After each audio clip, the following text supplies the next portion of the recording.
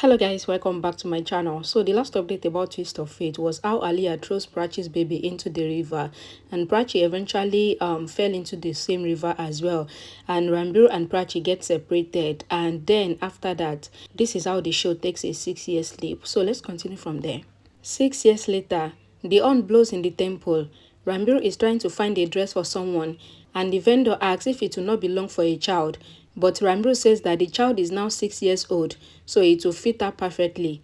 A girl runs to hug her mother, who is Prachi, and the girl sits down in excitement, saying that she has grown a lot, and says that her father says that she has grown a lot. Prachi leaves, explaining to the girl that she has a surprise for her, and she brings the tally, showing that she has brought a lot of things for her. The girl, however, says that her father said that he will bring the dupatta for her. Prachi says that she knows that the girl's father's choice is not good, so she will wear everything by her choice because there are even earrings. Ranbir is also selecting the things for a baby girl in the market, and he demanded for bangles for his daughter. The vendor asks if he is sure that the bangles will be correct size, and Ranbir is sure of it. Prachi, on the other hand, also takes out some bangles. Ranbir checks the bangle size and he buys the red bangles. Prachi asks the little girl if she liked the red bangles. The girl says her father said that he will bring another one for her. Prachi says let your father bring what he wants, but he is late. She asks if the girl likes her choice, and the girl nods. Ranbir asks the shopkeeper to show him something to wear on the neck, and he likes the chain and says I know her choice well, and she will jump with happiness seeing this. The girl tells Prachi that her father will not like the glitter. Prachi says your father is a boy, and says that he will find out that I know you more than him. The shopkeeper tells Ranbir that nobody knows your child so well than you, and says many fathers comes here, but they get confused while selecting things. Ranbir says actually, another salesman falls down and distracts Ranbir from talking. Ranbir gets Pallavi's call and says he has brought everything, and says she will look good. He asks Pallavi to make everything ready. The salesman says that the girl is lucky to have such a father like you, and Ranbir leaves. The girl with Prachi tells Prachi that her father will not like the necklace. Prachi says tell your father that you look lovely wearing it, and says your father would accept defeat, and he will say that your choice is the best. Ranbir says to himself that my choice is the best. Abby's grandmother's sister comes there and tells Prachi that you are the same like the girl when you were small, because Pragya showed me your childhood album. Shahana comes there and asks Prachi to make Prasad Alva. Prachi asks the girl to go with mother, and she asks her not to go with her father without meeting her. Shahana takes the girl with her, and Prachi goes to make the prasad. The girl asks Shahana if the eyeshadow and the copper blush is good, and Shahana says it is good. Ranbir comes home and asks a girl that who applied this eyeshadow and blush to her. Pallavi comes there and says that she is looking good, so let it be. Ranbir says that the girl is not looking beautiful, and he wipes the extra makeup from the girl's face. Molly's father tells Prachi that he doesn't like Molly's makeup. Prachi says I make her get ready every year since she was 1 year, and she asks him to let her be. Grandma tells Molly's father that Prachi sees her daughter in Molly, so he should let it be.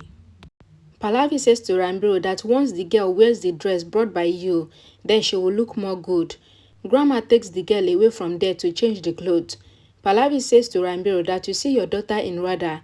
Ranbir says yes, and says that Radha was born on the same day as Panchi, 10th Monday. Pallavi asks really, and Ranbir says yes. Pallavi says to Ranbir that the Bhairav idol is needed. A boy comes there. Ranbir does the Kayan Puja for the children, while Prachi does the same in her house too.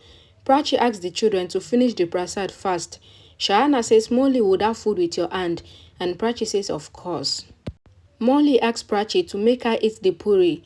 Prachi says my Panchi would have eaten kheer like me, and she thinks that my daughter would have been like me. She blames Ranbir in her heart and says if Ranbir would not have come there, then I would have get my baby back. Ranbir thinks that his daughter wouldn't have eaten sweet first, and he thinks that he would have made her one red dress like him. Ranbir thinks of Aliyah sleeping and the baby falling into the river.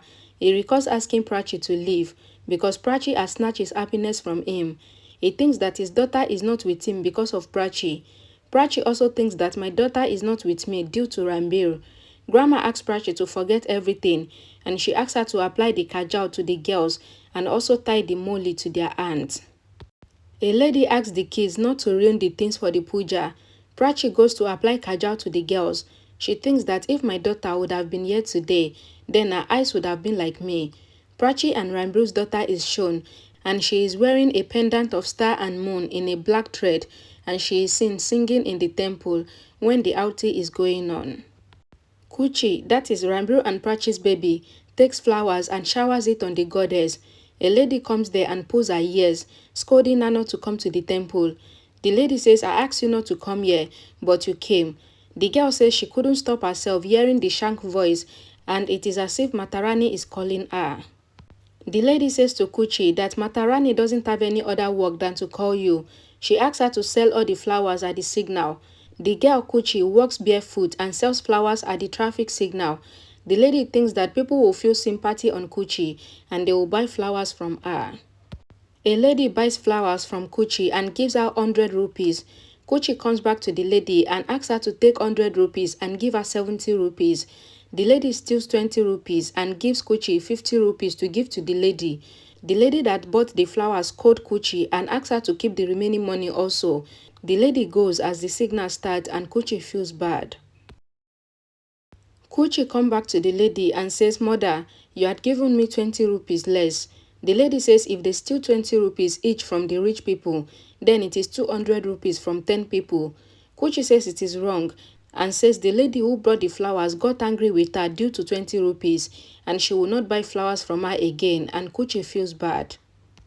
The lady asks if Kuchi is from a very honest family. She asks that where did she learn such things, and she asks her to go and sell all the flowers. The car stops at the signal. Kuchi asks the lady in the car to give her change if she wants to buy flour because her mother will not return the change properly. Kuchi's mother hears Kuchi and thinks that Kuchi is really from the most honest family. She thinks that her mother must have died while saying the truth due to poverty. Prachi is shown and she gets down from the car in front of AK Finance Company. Priya, Prachi's assistant, tells Prachi about the meeting. Prachi says the meeting is here and not there because they want our finance and not us needing them. Prachi's assistant says sorry, but Prachi rebuked her and asks her not to do mistake again and she should be careful. Prachi's assistant tells Prachi about today's planner and says that all her appointments are in it and a peon brings coffee for Prachi in her office. Prachi looks outside from her office and sees a box on the top of the bookshelf. She sees an employee standing there and talking, and she runs to save the employee and she pushes her at the right time. Prachi then makes the employee sit on the chair and then sprays on the employee's foot. Prachi asks her employee to take the painkiller and she asks Kailash to check the CCTV footage and see who has kept the box on the shelf. Someone tells Prachi that the chairman is waiting for her and Prachi leaves.